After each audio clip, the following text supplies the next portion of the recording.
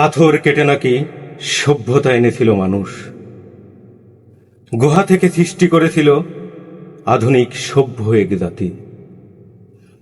অথচ আজও আমাদের কাটাতে হয় মৃত্যুর আতঙ্ক নিয়ে আদিম অন্ধকার রাতি।